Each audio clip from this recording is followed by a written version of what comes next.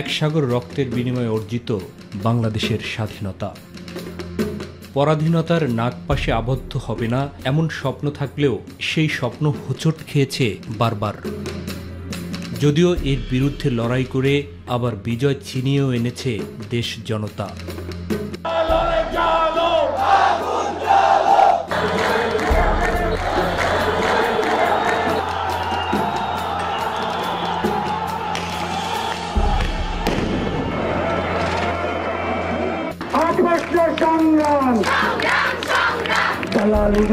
আমাদের যত তীব্রতা প্রোগ্রাম নেওয়া প্রয়োজন আমরা সেটাই নিব, কিন্তু আমরা দেখেছি সমস্যাটা আরো ঘনীভূত করেছেন তারা, অর্থাৎ তারা এটাকে আরো ঝুলিয়ে রেখেছেন। সর্বশেষ দীর্ঘ প্রায় ১.৫ দশকেরও বেশি সময় ধরে গণতন্ত্র পুনরুদ্ধারের সংগ্রামে রাজনৈতিক দলগুলোর সাথে অংশ নেন দেশের আপামর জনতা।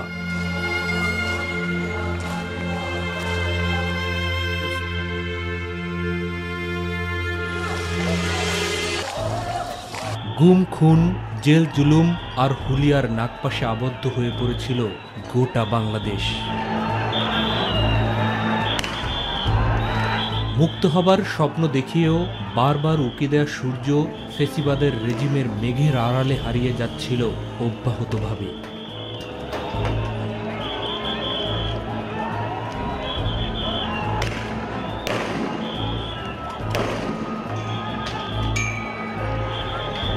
কিন্তু বিএনপি সহ যুগপৎ আন্দোলনে থাকা দলগুলো সর্বদলীয় সমাবেশের ঘোষণা দিয়েছিল জাতীয় প্রেস ক্লাবে, কিন্তু সেই ঘোষণা অনুযায়ী তারা সমাবেশ করতে চাইলেও ডিএমপি কিন্তু কোনো ধরনের সভা সমাবেশ নিষিদ্ধ ঘোষণা করেছিল। জুলুমের শিকার মানুষ যখন সব আশা হারিয়ে কেবল আকাশের দিকেই তাকিয়ে থাকত সাহায্যের আশায়, ঠিক তখনই আসতে শুরু করে স্রষ্টার মদত। বৈষম্যের বিরুদ্ধে কোটা বিরোধী আন্দোলনের নামে ঝাঁকে ঝাঁকে বের হয়ে আসে শিক্ষার্থীরা। পর্বতসম বাধা মারিয়ে আন্দোলনের স্ফুলিঙ্গ ছড়িয়ে পড়ে দিকে দিকে। যৌক্তিক এই আন্দোলনে যোগ দেন দেশের আপামর জনতা। ফ্যাসিবাদের দোসরদের সর্বশক্তিকে উপেক্ষা করে অধিকার আদায়ে লড়ে যায় অকুতোভয় বীরেরা। এক সাগর রক্ত পেরিয়ে আসে দেশের দ্বিতীয় স্বাধীনতা। ৫ আগস্ট স্বৈরাচারী সরকার প্রধানের পালিয়ে যাওয়ার দিন।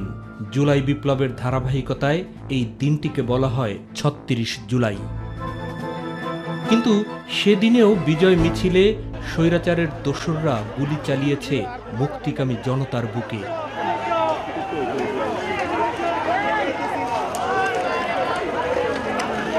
প্রায় ২ সহস্রাধিক শহীদের রক্ত আর ৩০,০০০ গুলিবিদ্ধ কিংবা মারাত্মক আহত জীবন্ত শহীদের আত্মত্যাগে ফেসিবাদ বিদায় নিয়েছে। সুষ্ঠু আন্দোলন, ছাত্রদের প্রাণের বিনিময়ে স্বাধীনতা পাওয়া। চিকিৎসাধীন অবস্থায় এখনও শহীদের তালিকায় যোগ হচ্ছে নতুন নতুন নাম। আবার মারাত্মক আহতরা সুচিকিৎসার মাধ্যমে কতটুকু স্বাভাবিক জীবনে ফিরবেন তা নিয়ে রয়েছে শঙ্কা। দেশের বিভিন্ন বিশেষায়িত হাসপাতালে চলছে আহতদের চিকিৎসা, তেমনি একটি চিকিৎসালয়ে এবার আমাদের চোখ। বিশেষায়িত হাসপাতাল থেকে সাভারের সিআরপিতে পাঠানো হয়েছে প্রায় ১০০ জন আহত বীরকে, যাদের মধ্যে শিক্ষার্থী ছাড়াও রয়েছে নানান বয়স ও পেশার মানুষ। রাজধানী সহ দেশের বিভিন্ন স্থান থেকে যারা লড়াই করেছিল ফ্যাসিবাদের বিরুদ্ধে। মোহাম্মদপুর গভর্নমেন্ট বয়েজ স্কুলের ৯ম শ্রেণীর শিক্ষার্থী তাহসিন হোসেন নাহিয়ান। যৌক্তিক আন্দোলনের দাবির বিপরীতে শিক্ষার্থীদের উপর নির্যাতন দেখে তাকেও টানে রাজপথ। গণহত্যা হচ্ছে, সবাইকে মারতেছে। তারপরে আমিও পরে গেলাম, বাসায় জানতো না, বাসায় জানলে তো চাইতে দিত না, কেউ জানতো না। তারপরে গেছিলাম সব জায়গায়, যতগুলি গেছি, ধানমন্ডি ২৭-এ তো অনেক গোলাগুলি হয়েছে। মিরপুর ১০-এও গেছিলাম, ছাত্রলীগ করছিল। গোলাগুলি ভাবি নাই যে গুলি লাগবে। স্বাভাবিক জীবনে ফিরবে কবে জানে না তাহসিন, তবুও অহম ঝরে তার মুখে। দেশের জন্য তো কিছু করতে পারলাম। তারপর ৪ তারিখ সায়েন্স ল্যাবে আমার গুলি লাগে, এই পিঠে গুলি লাগছে, তারপর থেকে আমি পরে পায়ে অপারেশন করে গুলি বের করলো, কিন্তু পায়ে কোনো কিছু পাইলাম না, পা আগের মতোই। তারপরে ঢাকা মেডিকেলে ছিলাম কত 10-15 দিনের মতো। তারপর ঢাকা মেডিকেল থেকে যাই সিএমএচে থাকে 1 মাস। এখানে এখন 20 দিনের মতো, 20 দিনের একটু বেশি আছে এখন এখানে। কোনো ক্ষোভ তো হয় না, মাঝে মাঝে একটু খারাপ লাগে যে এমন পা নাড়াইতে পারি না, এমন এই। প্রতিশ্রুত সহযোগিতা মিলবে কবে জানে না তার পরিবার, কিন্তু সুস্থতার জন্যে অশ্রুসিক্ত চোখে দোয়া কামনা করেন তার স্বজনরা। ও একা না তো, আরও তো কত আমার সন্তান গেছে, তো বাঁচে আছে। আল্লাহ যদি হাঁটতে দিত আর কোনো আফসোস ছিল না। চিকিৎসা যেন সুচিকিৎসা হয়, আর কিছু চাই না। পরিবারের আর্থিক অনটনের কারণে পড়াশোনাটা আর হয়ে ওঠেনি মিশুক চালক কিশোর সুজনের। অন্যায়ের বিরুদ্ধে শান্তিপূর্ণ আন্দোলনে রাজধানীর শনির আখড়ায় ঝাঁপিয়ে পড়েছিল সেও। আন্দোলন সঠিক, সবারই মারতাছে, হাসিনার কথা হয় না, সব মানুষটির মারতাছে, অসহায় মানুষগুলো মারে। এটা আমার কষ্ট লেগে গেছে। উনি একবার আইসে গুলি করছে, হেলিকপ্টার দিয়ে গুলি করছে, ওরা গুলি করে, পুলিশও গুলি করে, হেলমেট পরা। তাই মরে গিয়ে দৌড়ছিলাম, ওরা অপারেশন করছে জলদি, অপারেশন করছে 24 ঘন্টার ভিতরে চোখ খুলতে পারলে আমি বাঁচুন, নাহলে মরে যাবো। পরে খুলছি, আল্লাহ বাঁচাইছে। দেশ তো ফেসিবাদ মুক্ত হলো, কিন্তু সুজনের জীবনের কি হবে, তার পরিবারও বা কিভাবে চলবে তা নিয়ে স্বাভাবিকভাবেই চিন্তার ভাঁজ নিম্নবিত্ত এই পরিবারটির। বাবা স্টক করছে এই গুলি খাওয়ার পরে, আমি কিছু পাই না। আর 50,000 টাকা এই সিএমএসে সবাই দিছে, আঙুরে দিছিল, তা এ দিয়ে মনে করেন ঘর ভাড়া টড়া দিছি, এই পোলার খাওয়া একটু ফল ভারি কিনে খাওয়াইছি, দিন আমি টুকি টুকি অল্প অল্প কিছু দিছি। এমন অনেক টাকা পাইবে মানুষ দিতে না, কিন্তু পাইনি। একটু দিলে মনে করেন আমার পোলা তাড়তে পারে না, কবে আড়ে কবে খারে আল্লাহ মহবুতি জানে, ওই পাও দিয়ে হাঁটতে পারে না। এখন আবার একটা অপারেশন আছে, মানে অপারেশনে কি আল্লাহ মহবুত জানে, করতে পারি না, আল্লাহ মহবুত জানে। এত কিছুর পরেও সুজনের মুখে এমন প্রশান্তির হাসি আর দৃঢ় উচ্চারণ ভুলিয়ে দেয় সব ব্যথা। তো কষ্ট লাগতেছে, আমি খুশি দেশটা উন্নয়ন হয়েছে, পাবলিক এখন মরে না, সবাই খুশিতে আছে। তুমি কি চাও? আমি কি চাবো, কিছুই চাওয়ার নেই। দেশের মানুষের অধিকার ফেরাতে বুলেটের সামনে মাথা নত করেনি কিশোর মাসুম। আমি মেন কথা বলি, কোটা আন্দোলনে ধরেন এবার যদি আমরা যদি সফল না হইতাম, তারপরে কি আমাদের ক্ষতি হইতো না? আমরাও তো বড় হতাম, আমরাও তো ভার্সিটিতে পড়তাম, তারপরে যে অফিস আদালতে চাকরি করতাম, তখন কি আমাদের সাথে এটা দুর্নীতি হইতো না? এই জন্যই আর কি এই অনুপ্রেরণায় মনের মধ্যে কাজ করছিল, এই নিয়ে আর কি আন্দোলনে যাওয়া। বনশ্রী আইডিয়াল স্কুলের 9ম শ্রেণীর এই কিশোর সাহস নিয়ে বন্ধুদের সাথে ছিল রামপুরার জ্বলন্ত ক্ষেত্রে। 19 জুলাই বনশ্রীতে যে আন্দোলনটা হয়েছিল, ওই আন্দোলনে গেছিলাম আমি। এরপরে সামনে ছিলাম, আমরা তো প্রোটেস্ট করতেছি, তো এর মাঝে দিয়ে একটা গুলি আমার পেটে লাগছে, পেটে লেগে বের হয়ে গেছে পিছন দিয়ে। জীবন উৎসর্গ করার শপথ নিয়ে যে স্বপ্ন নিয়ে নিরস্ত্র হাতে লড়াইয়ে গিয়ে বিজয় ছিনিয়ে এনেছে, সুস্থ হয়ে দেশ গঠনে এবার হতে চায় অংশীদার। যাতে মানে সাধারণ মানুষ, মিডল ক্লাস যারা, তারাও যাতে সব কিছু একবারে সমানভাবে কিনতে পারে, সব কিছু সমানভাবে চলাফেরা করতে পারে বাংলাদেশের মধ্যে, এটাই আমি চাই। আর বাংলাদেশটা যাতে আরও উন্নত, এইটাই চাই আমি। শহীদ হবার চেতনা নিয়ে আন্দোলনে নেমে জীবন্ত শহীদ হয়ে আছেন রামপুরার ইকরামুন্নেসা ডিগ্রি কলেজের শিক্ষার্থী তরুণ ইউসুফ নবী। ওরা যে আমাদেরকে নির্বিচারে মারলো, আমরা তো কোনো দোষ করি নাই। বা যারা মারা গেছে আমার পরে আরও 2-3 জনের গুলি লাগে, একজন ওইখানে জায়গায় মারা যায়। এই যে মানুষগুলো মারছে, এটা নির্বিচারে মারছে না, আমরা তো কোনো দলের সাথে সম্পৃক্ত না। এটা সুস্থ বিচার চাই। উন্নতর চিকিৎসায় সুস্থ হয়ে ফিরতে চান স্বাভাবিক জীবনে। শুরুতে এখন বাংলাদেশটা সুষ্ঠুভাবে চললেই আফসোস নেই, সুন্দরভাবে চললে আমাদের ট্রিটমেন্টটা আমাদের দিকে একটু সরকার যদি নজর দেয়, আমাদের আর কোনো আফসোস নেই। অনেক মানুষ তো ট্রিটমেন্টের খরচ চালাতে পারতেছে না, ইবনে সিনাতে জব করতাম দেখে ইবনে সিনা আমার বিলগুলো, আমাদের চিকিৎসা ফ্রি তো এই জন্য বিলগুলো মওকুফ করছে। সরকারি লোক এখনো দেখতে আসে না। মিরপুরের শেওড়াপাড়ার আন্দোলনে নেমে ফেসিবাদদের দোসরের গুলিতে আহত হন কৃষক বাবার ছেলে মুহিবুল্লাহ।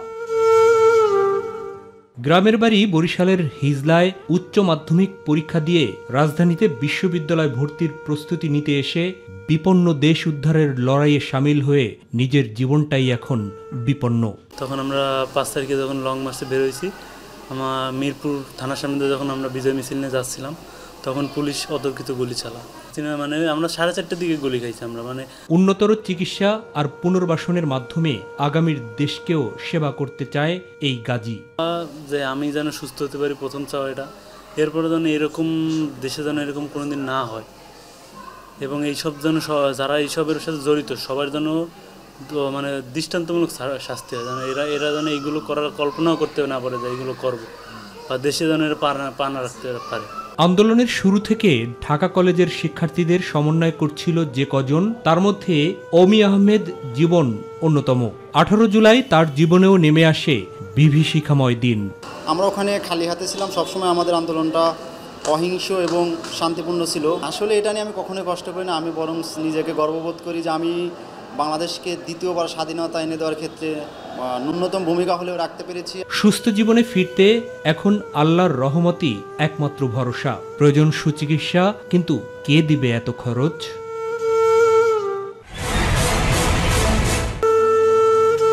ছাত্র জনতার আন্দোলনের সমর্থনে রাজপথে ছিল মতিঝিলের ফুটপাতের ব্যবসায়ী জহিরুল ইসলাম সুজন। তো 18 তারিখ, জুলাই 18 তারিখ বিকাল 3টার দিক ছাত্রলীগ, যুবলীগ মানে ওরা ছাত্রদেরকে দাওয়া দেয়। তো ছাত্রদের সাথে যখন ছিলাম আমরা দৌড়ে পালানো লাগে, পালানোর সময় লাগে গেছে। কোথায় লাগছে? গুলি লাগছে আমার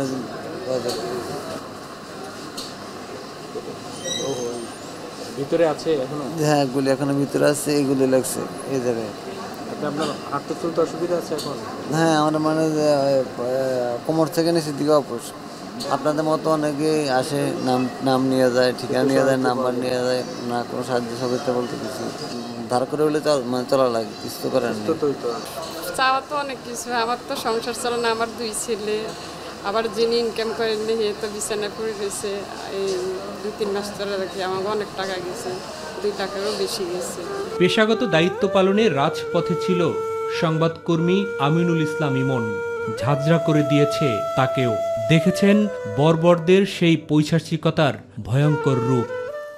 20 জুলাই বিকেলবেলা যখন কাকরাইল, কাকরাইল, শান্তিনগর মোড়, বেলি রোড এই জায়গাগুলো 144 দ্বারা জারি ছিল এবং ছাত্রদেরকে নির্বিঘ্নে গুলি করা হচ্ছিল, এগিয়ে যে সেই ছবিগুলো করার কারণে তারা আমাকে ফলো করে এবং সন্ধ্যা 7টা নাগাদ আমি যখন মালিবাগ রেলগেটে যাই, আমার পিছন থেকে গুলি করে, পিছন থেকে খুব কাছ থেকে গুলি করে। আক্ষেপ নেই তার, তবে রয়েছে প্রত্যাশা।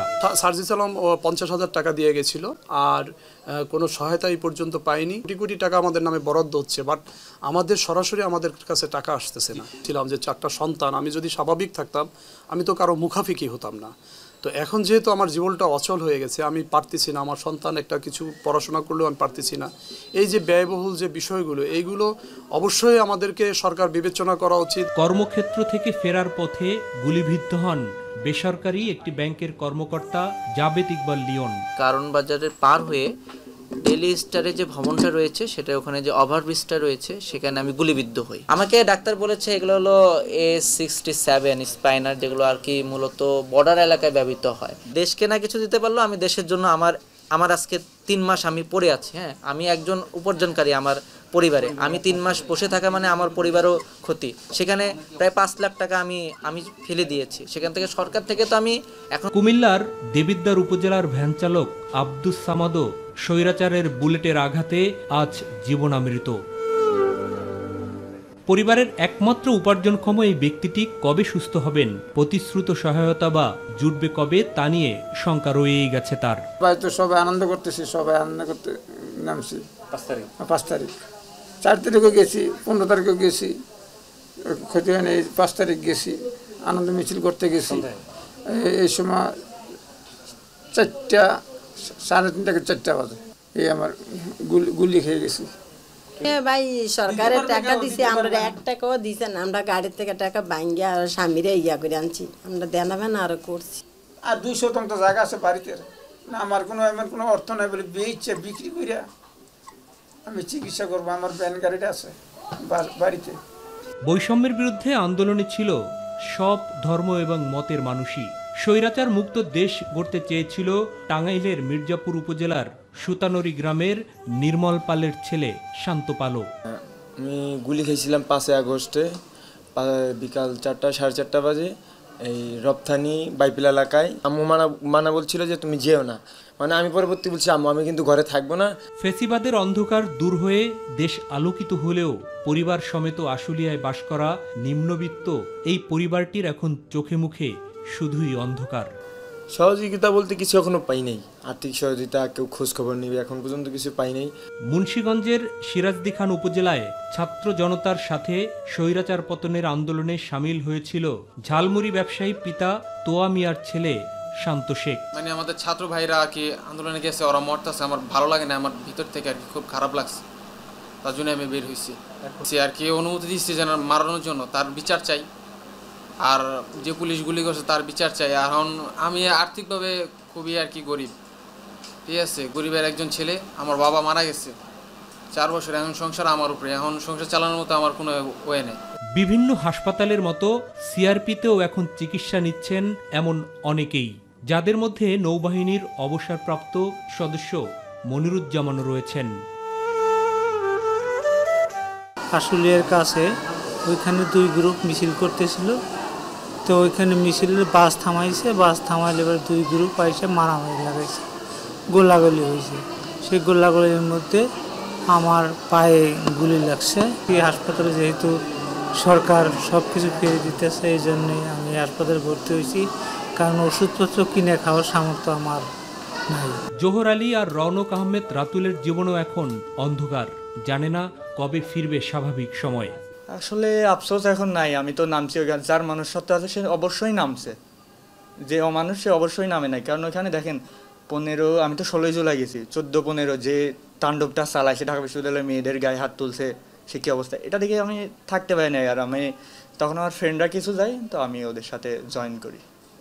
মনে তো কষ্ট আছে, হাসিনা পালাইছে, এটাই আর কি আমরা শুক্রিয়া আদায় করি যে হাসিনা যেমন দেশে না আইতে পারে। হ্যাঁ, যদি থাকতো তাহলে আমার যেভাবে যা আগস্টের 4 তারিখে পুলিশে যখন হসপিটালে ডাইরেক্ট বলে দিছে ওরা খতরনাক করা হোক, যা ছাত্র ভাই যারা যতজন আসছে আন্দোলনে গুলি খাইয়া এদেরকে এমনভাবে খতরনাক করা হইব যারা ছাত্র আন্দোলনে যেমন না যাইতে পারে, এইভাবে তারা আঘাত করেছে। কারণ আমার এই যে পাউটা গুলি লাগছে, এই সাইড আমার এই সাইডও কাটছে, তারা কোনো এই গুলি বার করে নাই। মামুন আহমেদ আর রাকিবুল ইসলামও চান যথাযথ চিকিৎসা, সম্মান এবং পুনর্বাসন।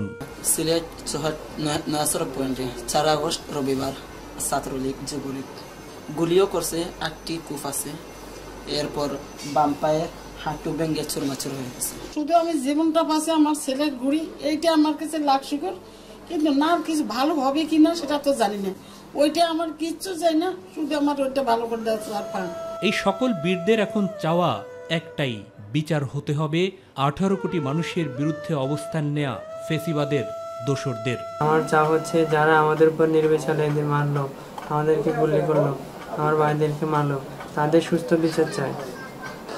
যে গণহত্যা হলো ওগুলোর জন্য সুষ্ঠু বিচার হয়, তাদেরকে যেন একবার প্রপার ট্রিটমেন্ট হয়, বাইরে আনার দরকার হয়, যেরকম প্রপার ট্রিটমেন্ট হয় সেটা। আর রক্তের বিনিময় যেন আজীবনের জন্য ধুয়ে মুছে যায় আগামীর সকল অপশক্তি। আমি চাইবো যারাই রাষ্ট্র ক্ষমতায় আসুক না কেন, দেশের যাতে কোনো ক্ষতি না হয় বা সবাই যেন সুস্থভাবে থাকতে পারে, এই জিনিসটা যেন সবাই লক্ষ্য রাখে। এটাই চাই যে মানুষের মধ্যে যাতে ক্ষোভ না থাকে, সবাই যাতে একসাথে কাঁধে কাঁধ মিলে চলাচল করে, এটাই চাই। স্যালুট এই বীর সেনানীদের জন্য। তোমাদের মতো আত্মত্যাগকারী প্রত্যেকের কাছে বাংলাদেশ আজ ঋণী। আমি গেছিলাম, আমি যদি মরলে মরবো, বাঁচলে বাঁচবো, কিন্তু আমার মনের মধ্যে কোনো ক্ষোভ থাকবে না, কারণ আমি নিজের ইচ্ছায় গেছি, নিজের দেশের জন্য গেছি। বৈষম্যহীন শোষণমুক্ত একটিমাত্র স্বপ্ন বাস্তবায়ন করতে গিয়ে কত শিশু, কিশোর এবং যুবকের স্বপ্ন যে থমকে গেছে তা এখানে আসলেই বোঝা যায়। এমন হাজারো তরুণ, তরুণী, কিশোর, কিশোরী কাতরাচ্ছে এখনও বুলেটের দগদগে ঘা নিয়ে। তারা সুস্থ হয়ে উঠুক, এটি প্রত্যাশা করছে গোটা জাতি। আর যে স্বপ্ন নিয়ে তারা আন্দোলনে ঝাঁপিয়ে পড়েছিল, সেই স্বপ্ন বাস্তবায়ন হোক, সুখী সমৃদ্ধশালী বৈষম্যহীন কল্যাণমূলক রাষ্ট্র হিসেবে গড়ে উঠুক বাংলাদেশ। এই প্রত্যাশায় সবাই যেন কাজ করে, সেটি কামনা করছেন আহত হয়ে চিকিৎসা নেওয়া প্রত্যেকেই জাতির বীরেরা। মাহবুব সৈকত, মাই টিভি, সাভার।